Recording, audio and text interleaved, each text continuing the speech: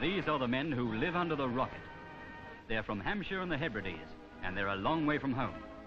They're a colony of strangers tending strange machines in a wilderness.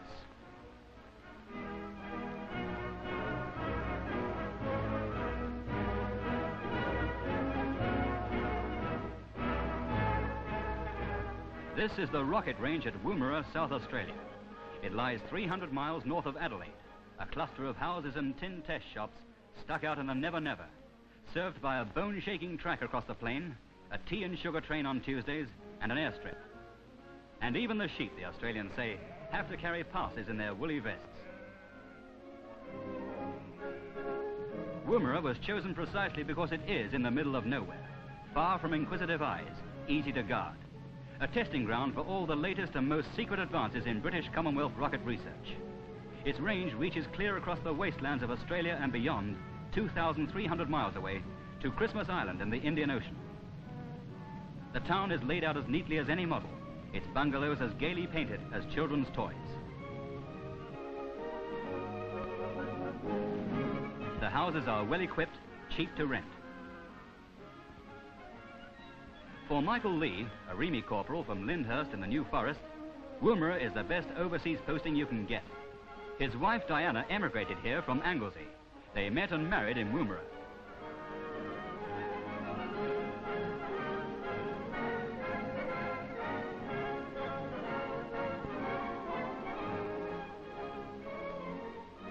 Michael and Diana can even travel to work together.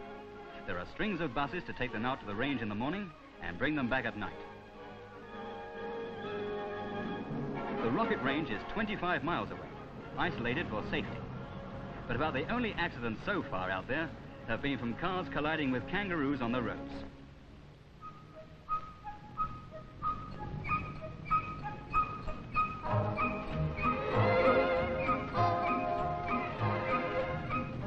You can go to Woomera only if you have an authorized job there.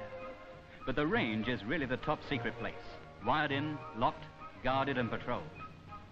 And for Diana, there'll always be something weird and mysterious about the instrumentation building where she works. It's like some outpost on another planet.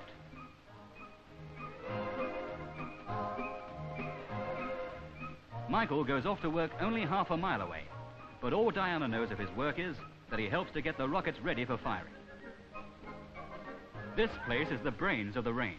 It controls the firing and collates all the data on the rockets as the instruments track them through the skies across Australia. Diana is operator of the central timing unit, where the countdown to a rocket's firing is done.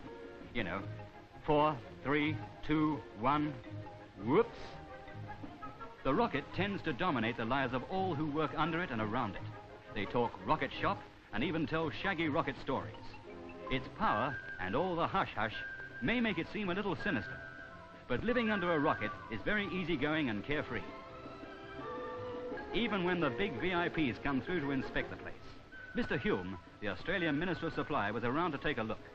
But there's no snapping to attention, no formality. Woomera is too hot, too far away from everything for people to want to spend too long here.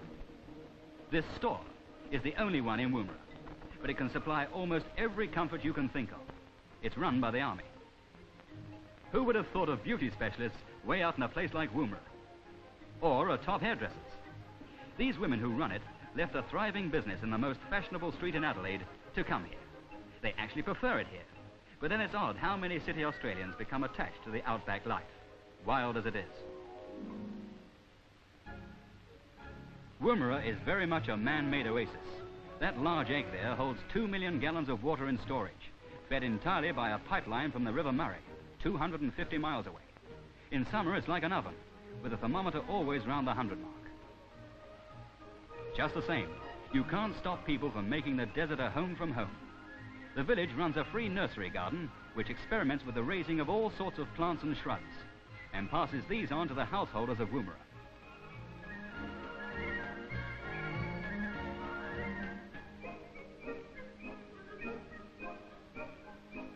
This is the home of Aubrey Riley, the works officer, which he's built into one of the show homes of the village. The Rileys' barbecues are a byword.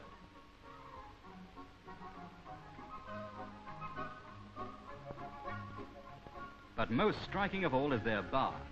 It's inlaid with pure opals. Riley, a former Australian rugby international and a man of fabulous energy, dug the opal himself from the mines of Andamuka, 75 very rugged miles away. And there it is.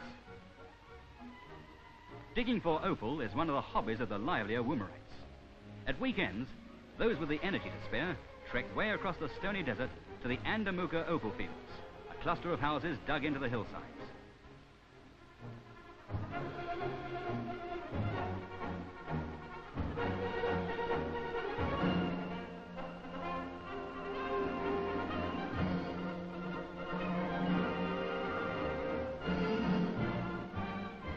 Even the Aborigines who drift in are collecting a tidy living by combing over the miners' leavings, as these visitors are doing, for chips of opal stone.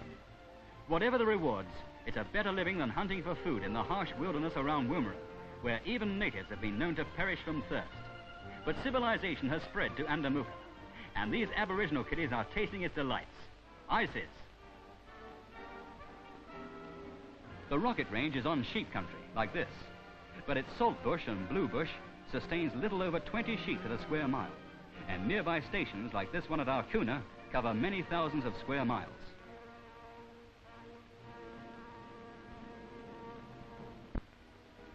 A whole new generation is growing up in Woomera.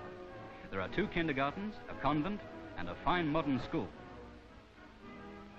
There are well over 1,000 children here now, and their numbers are rocketing.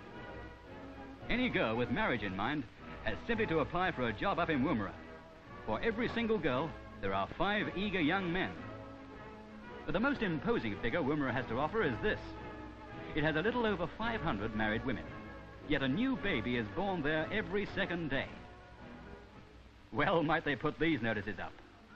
And the rate is steadily rising. Every day our cameras turned there, a new little Woomerite came into the world.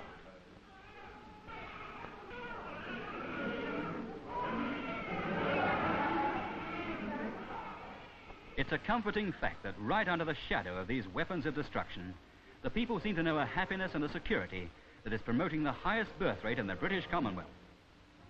But the sum total of its solid churches, its store, its 2 cinemas, its bowling greens, its astonishing gardens in the desert, its coming to terms with the wilderness and its fauna, none of these things seems able to stamp Woomera with any air of permanence. The churches have a missionary air in a frontier town, a town destined to last only as long as our need will last for dangerous missiles, and no longer.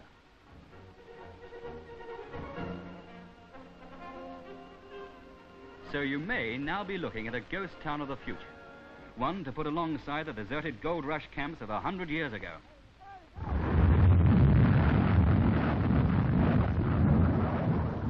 But if Woomera closed tomorrow, it would leave more than a few rocket trails in the sky to remember it by. It'll leave a memory of the beauty some people can create out of nothing. Woomera will also bequeath to the world nearly 1,000 husky young Australians, all born under the rocket in the last 5 years.